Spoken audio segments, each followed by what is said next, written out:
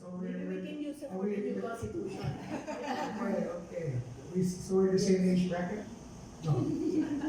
Well, She's worked at Exhibition Design Division, Cycle. Yes. And she's been to Dubai. What is LLC? No, it's actually Icon House LLC.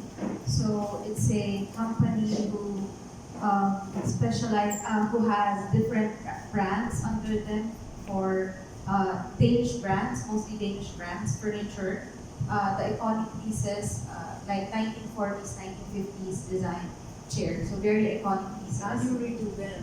No. Or you make The them original like ones. The original ones. Oh, you redo the Original. If you're familiar with designers like Eames, Wegner, all the Danish brands, we carry the top brands of these furniture that are designed 1940s, 1950s, but are still produced the same way in the same factories. So they are really historical, iconic chairs. And the same method. Yes, the same method. Of course, improved over time because And the materials that you use. materials are mostly wood, but also combination of wood, steel, even paper cord. If you want to talk about chairs, I can talk all day. Now, yes. Yes. So where is this place? Is this in It's in Dubai? Yes. Yeah. So you're visiting the Philippines. No. That's before I started in Dubai 2014, and then came back here 2017. Oh, To okay. So pursue you're back. my So where do you do this? We have a little factory. No, not yet actually. Not yet. So I'm we still can call you to starting. repair old chairs to make them new. Yeah. I have plenty of old chairs. But plastic, wood, in any Wood, chair. but I have another, it's not my own factory, but I have someone else doing it for me. So, because I'm still starting, so I'm their designer. Well, that's good because some of us are very interested and you'll teach us why we can help you. Yeah, let others know about you. But she's already an awardee. You're starting already, you're starting with the Q&A session already. Yeah, maybe world television here. Yes. So you've been an awardee for the first start topper of the year and a graduate of industrial design in the Lasal St. Benil 4-year course. Yes, the award that I won is by Total, if you're familiar with the gasoline company, yes. And then because of the award, I was able to go to Paris and be with the other top female entrepreneurs from different countries. Different ages. Different ages, yes. I'm one of the oldest actually. Some are just 19 years old, 15 years old. Very early. Well, that's nice. Thank you for being with us. And I think we can begin. Yes, okay. Let's have a round of applause. Good morning, everyone. Morning. Thank you very much for waiting for me. I came from Bataan. That's where my headquarters is right now. Because when I came from Dubai, I decided to go to the province instead so I can lower the costs of everything else since I'm still starting. So the name of my design is actually Shift because I really want the school armchairs of the Philippines to be shifted from the old traditional wooden armchairs into something of an innovative design and better material. So as you can see from this picture, how the student is seated in just a makeshift chair. It's not even a chair. But why is the student sitting on something like this if the annual repair cost for wooden armchairs is around 105 million USD? Actually, that includes the schools, but it includes the school armchairs. But why is it that some students are sitting on something like this? So there is a vicious cycle that's happening in the school armchairs. So there are wooden lugs. Imagine those big wooden lugs. They just confiscate it. They just make it into wooden armchairs, and then they get destroyed easily because of the typhoons, rampant typhoons and flooding all over the Philippines, especially remote areas. And then they are repaired. So what I was just thinking is these trees, even if they are confiscated, they're just not meant to be used as school armchairs and then destroyed again and again, and then we just lose a lot of money and effort out of it. So this is really a vicious cycle that's affecting the entire Philippines. As you can see from the next slide, this is the total count of the school arm of the learners in the Philippines, and we are about 28 million, and that may be even more for 2019. 22 million students. 28 million learners in 2018. That's the 2018, but we could be even more now in 2019. So the total budget, this is 2018 data. So around 660 billion, up by 72.2 billion, or by 12.3% from its cash-based equivalent. So there is really a big funding for it. So why is it that we continue using these chairs if we can do even more given this budget? So what should be improved and changed on the material, production process, and overall design of the school armchair that would be well suited for Filipino students? So for this presentation, I would first focus on the material and then the production process and then the chair design. So these are the current chairs that's available in the market. Gladly, we have the recycled plastic. I hope you have heard of that. There's already a company doing it made of recycled plastic. Of course, we still have the polypropylene plastic. And then the government is also pushing for the engineered bamboo. Of course, there's still the metal and wood combination. So these are the different materials that are being used now. Of course, I just pointed out the different materials and given the criteria, which would be the best option as a material. And then doing the computation, doing the points, it's still the recycled plastic. That is number one. For you to be sustainable, for you to have the overall quality and ease of transport. So we all know that we are battling plastic pollution right now. So in metric tons, it's over the years, it just really exponentially grown. And I think only 9% of that amount is being recycled out of that plastic materials that we produce. Only 9% is being recycled. So that is very small percentage, but still there are a lot of plastic wastage that we are producing. So since that I have chosen the recycled plastic as a material, for the production process, I would like to have simplified recycling facility. And it is actually available right now in the market, and the pioneer for it is Precious Plastic. It is an open source. It's an open source website where they will really teach you on how to do it, how to have your own recycling facility. As you can see from the picture, that is a container van, and then a container van that they have made into a recycling facility. It's something like this to make it simple. So first, of course, you have to sort the plastic, you have to stop it, and then there are different machines, and then you can, by the end of the process, you can have your products out of the recycled plastic. So this is a dream that I would like to achieve, a goal, to have something this basic and simple in the Philippines. And I'm very glad that Precious Plastic has reached the Philippines. There are a lot of enthusiasts, mechanical engineers, who are into making the machines to do the recycling facility very basic and simple. Although it's still costly, but not as costly as it is in the US or in different parts of the world. Because since, as I told you, it's an open source website, you can really see that if you're a mechanical engineer, you can probably do your own, like the engineers that are doing it now.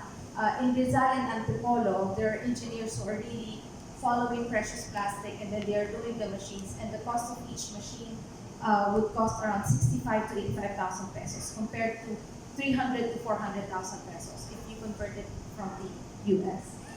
Say that again. Just repeat that. So some of them, these are some of the machines, the injection, the shredder, the extrusion, the compression. There are people in the Philippines, mechanical engineers who are doing it, especially in Rizal and Antipolo, and they sell it for like 65 to 85,000 pesos per machine. And then, because they were able to copy it, as I told you, it's an open source website wherein you can really copy how to make the machines. And some Filipinos were able to do it just for a very minimal cost. Unlike if you order it in the US, it will be around 200 to 300,000 pesos. So what I'm saying is there's hope, and we can really do it. Actually, How many machines are these? Two or so three? yeah, so you can have one injection machine, one shredder, one extrusion, and one compression, and you can already start your recycling, your small recycling facility. But here in the Philippines, the one that's really doing well is Winder Recycling Company. They call it soft plastics. Although this is very traditional, like they just really melt the plastic and then compress it. Some people are still questioning this because they do not properly segregate the plastic. As long as it's soft, for example, sachets, literally soft plastic bags, sandbags, they already consider that soft plastic. Soft drink bottles. Yeah, even if there are a lot of ways to sort plastic in terms of their composition. So a lot of people are questioning this because, for example, you melt the plastic altogether, you don't know the fumes, all the dangerous fumes or chemicals that you can inhale out of it. But they are doing it, and they're telling people that it's safe. Of course, I'm not totally against it. I'm happy that there's a company, he's from Davao, maybe you've heard of him. They were able to really do plastic chairs out of these soft plastics. But what I'm trying to achieve is to have something, the one that's done by Precious Plastic, the proper way, wherein they sort the plastics and then they have the proper machines for it, so that we can really do the recycling effect. Because this melted plastic and then turned into a machine, this is just upcycling. At the end of the day, that product would be in the trash, in the garbage, because it's just mixed up plastic. If it gets destroyed, it goes to the dump. But for example, I sorted all the polypropylene plastics, I turned it into a chair. That is composed of polypropylene plastic that I can recycle again. If it breaks down, I can break down that plastic and then recycle it to become a chair again. This one, no. It will become just trash again. So but although that's still a debate about recycling and upcycling. Do you do 3D printing? 3D copy? Yeah, that's also possible, 3D print. You're not doing that, right? No, I don't have a machine, that machine. So I just want to show you how they do it. So these are the one that's done in the Philippines, in Davao. So they get all the soft plastics, they melt it, and they just press it into these parts, and then they put them all together. So now for the chair design shift. So I'd like to focus on better ergonomics, additional seating capacity, easier transportation, and of course easier assembly and replaceable chair parts. So this is this is the design that I made. So it's made up of slices. So this is one mold. And then when you put it together, it can become a bench so that there will be more seating capacity. Isn't it that in one classroom, there's always a lot of students? Sometimes it's just a lecture. So they can just use benches and then more people can sit. At least all of them will be sitting. And then under the chair could be a pull-out sit-upon. Back in those days when I was still in my high school, we had sit-upons that we stack, the small stools that we stack at the back of our classroom, so that when we go out for general assemblies outside the classroom, we bring it. So we have a small stool. So this is the same thing. You can bring it outside the class if you have general assemblies outside the class. Or again, it can be an additional sitting when schools become evacuation centers. And then if you put them together, you can also build shelving for the classroom and also dividers for the evacuation center. So those are dividers, those are also storage spaces for the evacuees. So imagine in an evacuation center, and I don't know if you have been there, they just put all their things on the floor. So all the things on the floor, their beddings on the floor. So imagine the floor space that you could save if you have a storage divider. So that some of your things are on the divider, and then more floor space for the beddings. And of course, I made it ambidextrous, so it can be the left or the right. So for left and right, you just shift this support to the left or shift it to the right, depending on if you're left-handed or right-handed. So as I told you, these are the current problems here in the Philippines. See what they do with the chairs? You just push it on the side instead of using it. Because what's the use? They need beddings, right?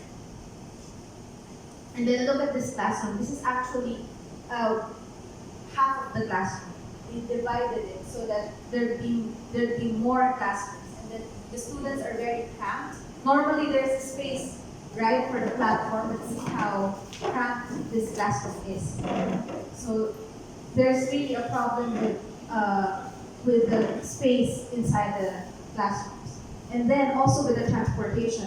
The government kept on making these wooden armchairs, but they don't know how to really transport it in remote areas, especially in mountains or across rivers. So this is a real documentary from Jessica Soho. She was able to document how the students need to transport the wooden chairs one by one up the mountains and across the river. So I don't know if you can see clearly. This is an armchair, and he pulls one student one armchair, and then he pulls himself just to get across the river. So this is also something that I would like to solve.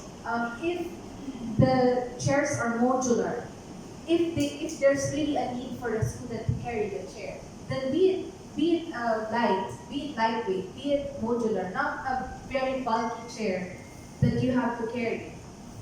And also, maybe if it's modular, the government will have more creative ways on how to get it to the children without the children be the one carrying it by themselves.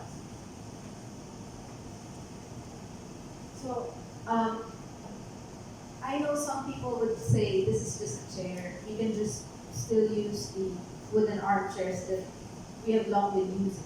But for me, I want to be part of the DepEd's mission that students learn in a child-friendly, gender-sensitive, safe, and motivating environment. The first picture I showed you were the students just sitting on a makeshift chair. I don't think that is a very motivating environment. That every time there's a typhoon, they don't have a chair to sit on, or they need to wait for the new chairs to arrive. So I want to have something that is a chair that's designed by a Filipino, and a chair that's designed for the Filipino student, the community, the evacuees, and something that's sustainable.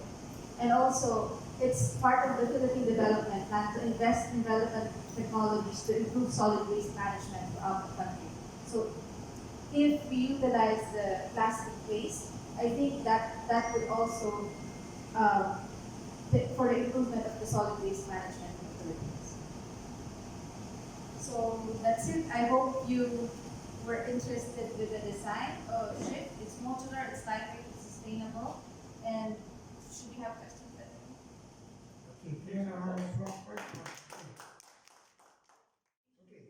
We're ending, Mr. David. We'd like to recognize you and for your effort, and more power to you Thank you, sir. in the future. Okay. I was given the assignment to award the certificate of appreciation. No? So let me read the citation here. But before I read it, I think that you got a lot of ideas. You're a young, upcoming industrial designer, entrepreneur. You know, being an entrepreneur, as my experience also, because I was also an entrepreneur, you're going to make a lot of mistakes and a lot of errors. You're probably going to fail.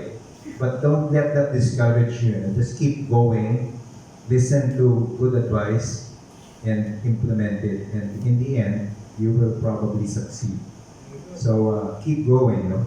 So let me read the citation here. The Management Association of the Philippines, AgriBusiness and Countryside Development Foundation and its special partner institutions present this certificate of appreciation to Ms. Cecilia Comia for her invaluable support in the advocacy and promotion of agribusiness and countryside development and for her commendable and unselfish services rendered to this foundation as guest speaker at this 23rd weekly forum meeting held at the Formation Center Missionaries of the Child Jesus, Estrella Street, corner Amapola Street, Guadalupe Viejo, Makati City, Philippines. Given the 16th day of July 2019, Makati City, Philippines. Signed, Ramon K. Ilusorio, Chairman.